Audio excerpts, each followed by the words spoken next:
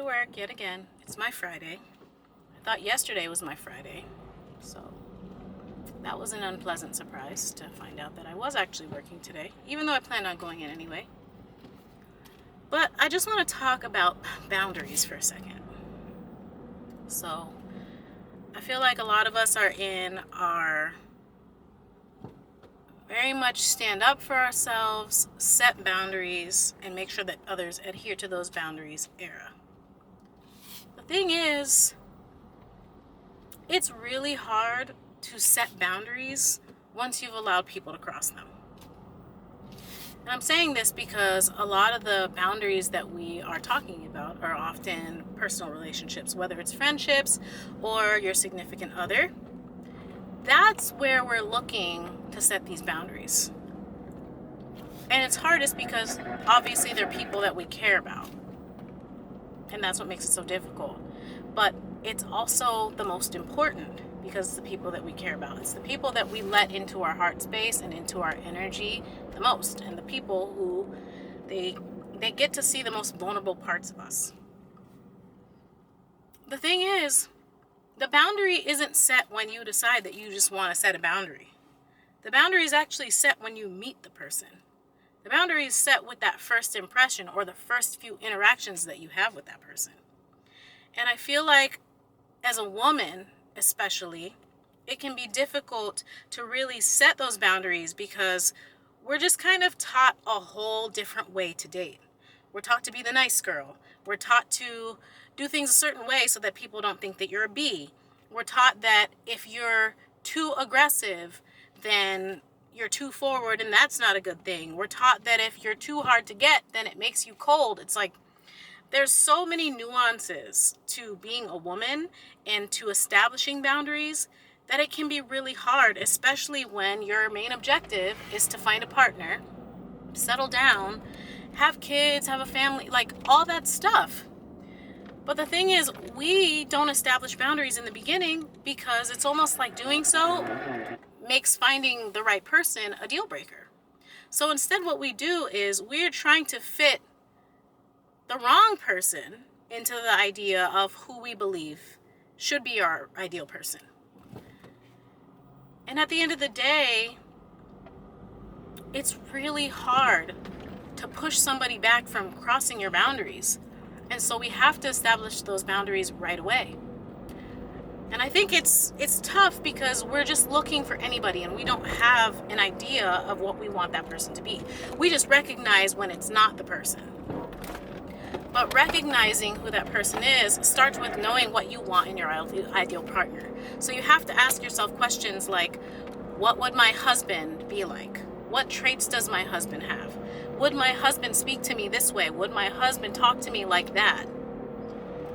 And I feel like that'll help you really weed out the people that don't live within the scope of the boundaries that you want to set. But it's entirely too late for you to find somebody and then invest your feelings and fall in love with them even, and then try and set the boundary and let yourself be heartbroken when they let you down constantly. It's kind of crazy when you think about it. So I challenge you to, instead of trying to get somebody who maybe doesn't care to adhere to certain boundaries, just cut it off. Because, and I'm not saying this like, obviously if you're in a full-on, long-term, heavy commitment like a marriage, it's going to be different. The dynamic of relationships can change over time. But somebody who's dating or in a situationship where the person does not want to commit to you, like, it might be time for you to admit that that person is not for you. It might be time to admit that person does not have your best interest at heart. And by allowing them to have all of the benefits of a commitment without doing so, that's you crossing your boundary. Because the longer that they go on enjoying those benefits at your detriment, that's just them being who they really are and showing you that they don't care for you the way that you care for them. And it's really hard because being alone or having an unknown is scarier than the devil you know.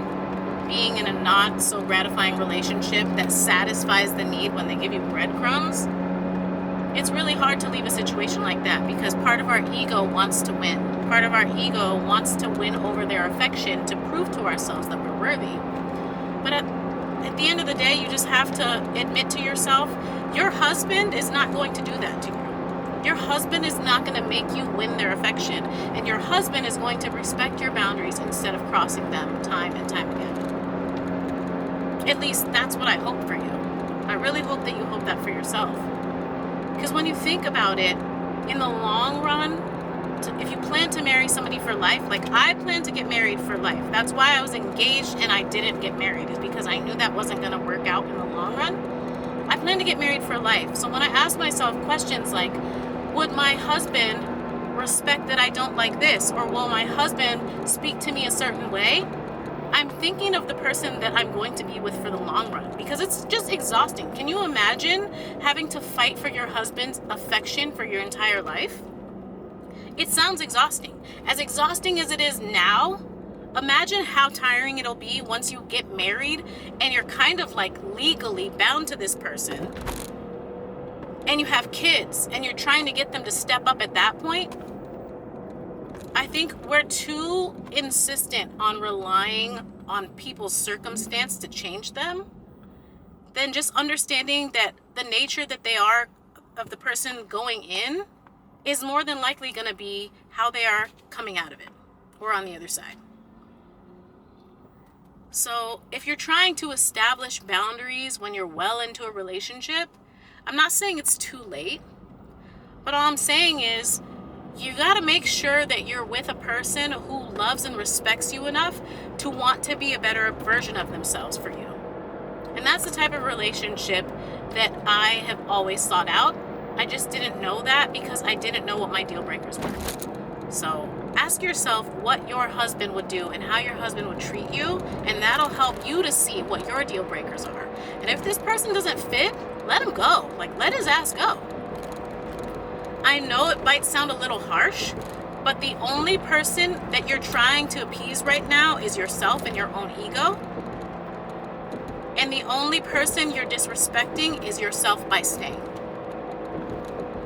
So it's time for us to get a little respect. It's still winter arc right now. It's still a good time for us to set good intentions and good habits going into the spring and then for the rest of the year. If you're going to set boundaries and stand up for yourself, it's got to start from in here and from the people you let in here.